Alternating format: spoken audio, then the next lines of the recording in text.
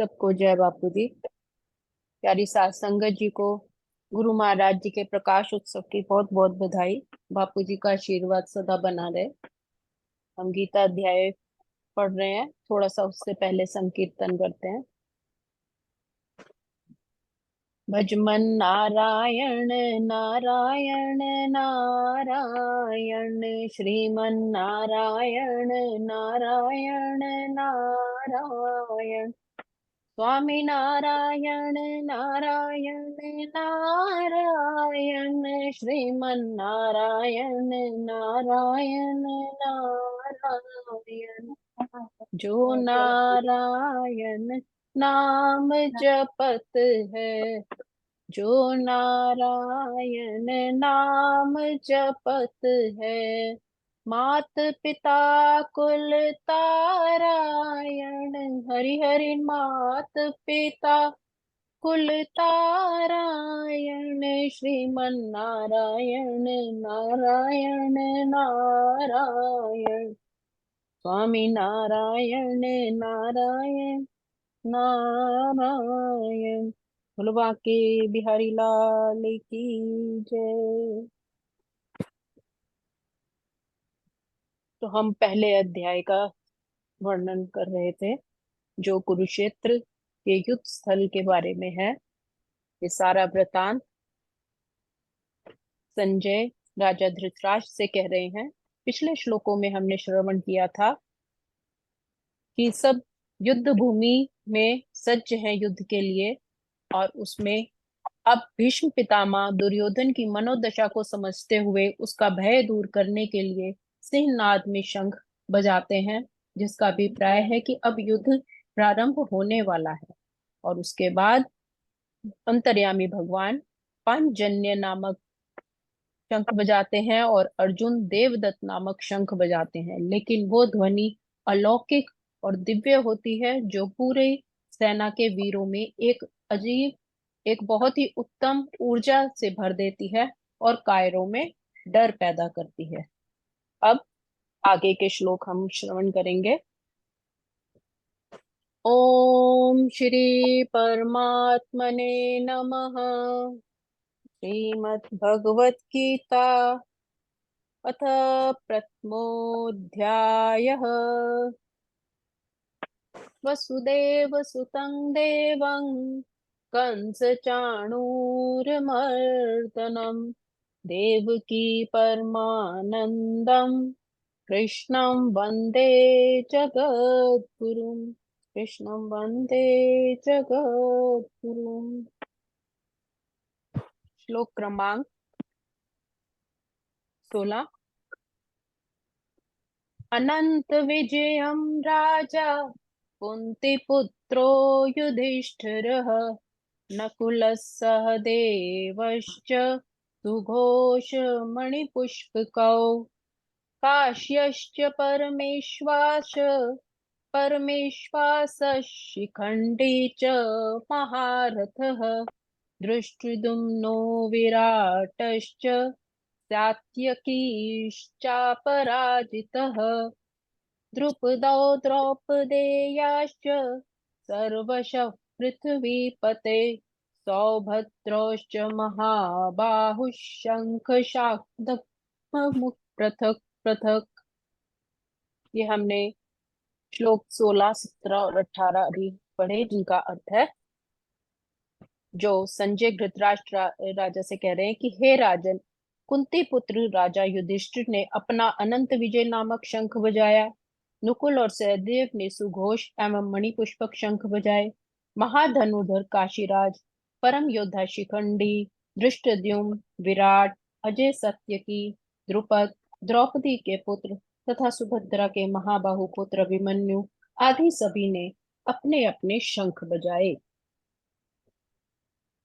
अगला श्लोक। सघोषोधार्तराष्ट्राणां हृदयानि विदारयत्, नभश्च पृथ्वीं चैव तुमुलोऽभ्यनुनादयन्।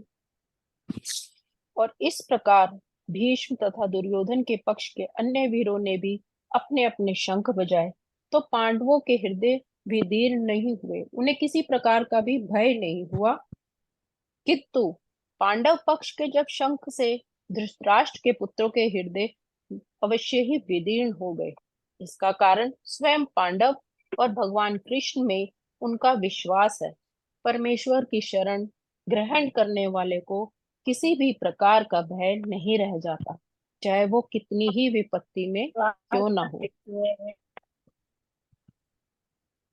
अव्यवस्थितान् दृष्ट्वा धार्तराष्ट्रान् कपिध्वजः प्रवृत्ते शस्त्रसम्पाते धनुर्युद्धं पांडवः। युद्ध प्रारंभ होने ही वाला है, जो कि इस कथन से हमें पता भी चल रहा है। पांडवों की सेना अप्रत्याशित व्यवस्था से धृतराष्ट्र के पुत्र बहुत कुछ निरुत्साहित थे।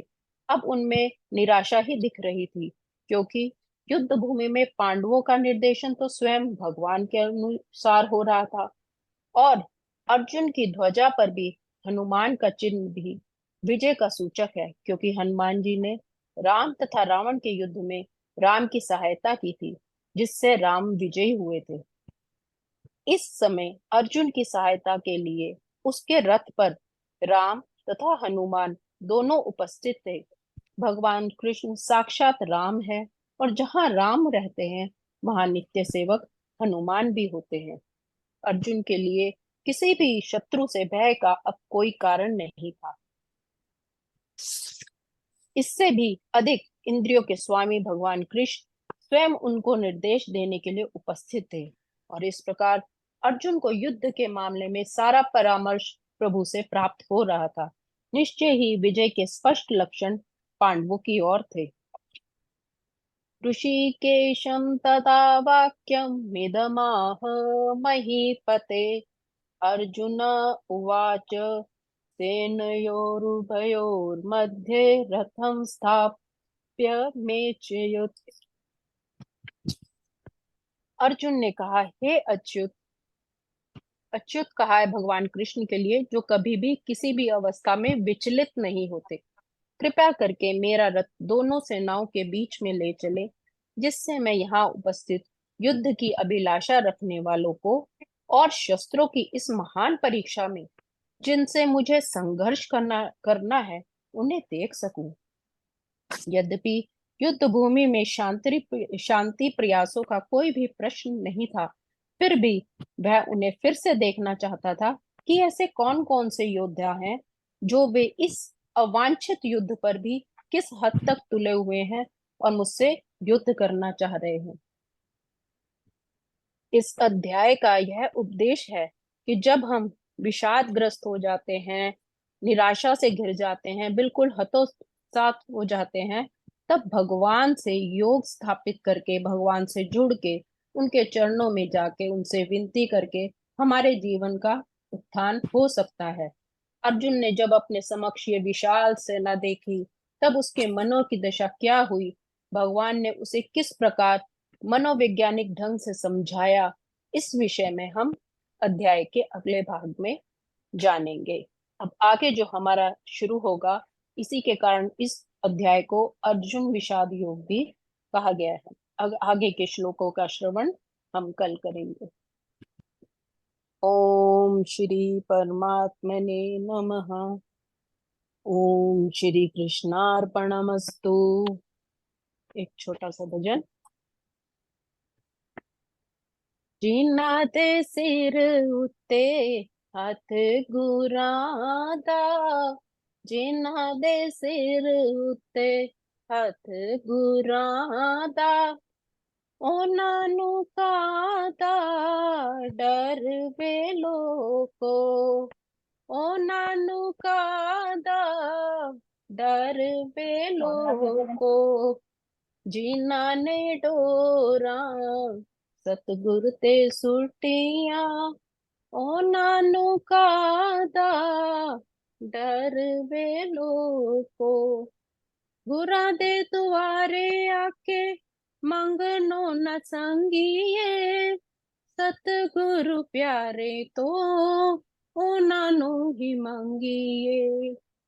ਜਿਹੜੇ बन जाने सतगुर दे चाकर, ਉਹਨਾਂ ਨੂੰ ਕਾਹਦਾ ਡਰ ਵੇ ਲੋਕੋ, ਜਿਹੜੇ ਬਣ ਜਾਂਦੇ ਨੇ ਸਤਿਗੁਰ ਦੇ ਚਾਕਰ, ਉਹਨਾਂ ਨੂੰ ਕਾਹਦਾ ਡਰ ਵੇ ਲੋਕੋ, ਜਿਨ੍ਹਾਂ ਨੇ ਡੋਰਾਂ ਸਤਿਗੁਰ ਤੇ ਸੁੱਟੀਆਂ, ਉਹਨਾਂ ਨੂੰ ਕਾਹਦਾ ਡਰ ਵੇ ਲੋਕੋ, ਦੁੱਖ ਆਵੇ ਸੁੱਖ ਆਵੇ ਹੱਸ ਕੇ ਗੁਜ਼ਾਰੀਏ, ਹਰ ਵੇਲੇ ਦਾਤੇ ਦਾ ਸ਼ੁਕਰ ਗੁਜ਼ਾਰੀਏ, ਜਿਨ੍ਹਾਂ ਦੇ ਪੱਲੇ ਸਿਦਕ ਦੀ ਪੂੰਜੀ, ਜਿਨ੍ਹਾਂ ਦੇ ਪੱਲੇ ਸਿਦਕ ਦੀ ਪੂੰਜੀ, ਉਹਨਾਂ ਨੂੰ ਕਾਹਦਾ ਡਰ ਵੇ ਲੋਕੋ, ਜਿਨ੍ਹਾਂ ਦੇ ਸਿਰ ਉੱਤੇ ਹੱਥ ਕੁਰਾਂ ਦਾ, ਉਹਨਾਂ ਨੂੰ ਕਾਹਦਾ ਡਰ ਵੇ ਲੋਕੋ, ਇਸ ਝੂਠੇ ਜਗ ਤੋਂ ਪੱਲਾ ਛੁਡਾ ਲਈਏ, ਨੰਦਾ ਚੋਰ ਵਾਲੇ ਨੂੰ ਬਾਹ ਫੜਾ ਲਈਏ, ਇਸ ਝੂਠੇ ਜਗ ਤੋਂ ਪੱਲਾ ਛੁਡਾ ਲਈਏ, ਨੰਦਾ ਚੋਰ ਵਾਲੇ ਨੂੰ ਬਾਹ ਫੜਾ ਦੀਏ, ਜਿਨ੍ਹਾਂ ਨੇ ਡੋਰਾਂ ਸਤਿਗੁਰ ਤੇ ਸੁੱਟੀਆਂ, ਜਿਨ੍ਹਾਂ ਨੇ ਡੋਰਾਂ ਸਤਿਗੁਰ ਤੇ ਸੁੱਟੀਆਂ, ਉਹਨਾਂ ਨੂੰ ਕਾਹਦਾ ਡਰ ਵੇ ਲੋਕੋ, ਜਿਨ੍ਹਾਂ ਦੇ ਸਿਰ ਉੱਤੇ ਹੱਥ ਗੁਰਾਂ ਦਾ, ਉਹਨਾਂ ਨੂੰ ਕਾਹਦਾ ਡਰ ਵੇ ਲੋਕੋ। ओम बापू नंदा चोरवलिया, आपकी सदा ही जय। बोलो बांके बिहारी लाल की जय, राधा रानी की जय। थैंक यू संगीता जी, आपका बहुत बहुत शुक्रिया।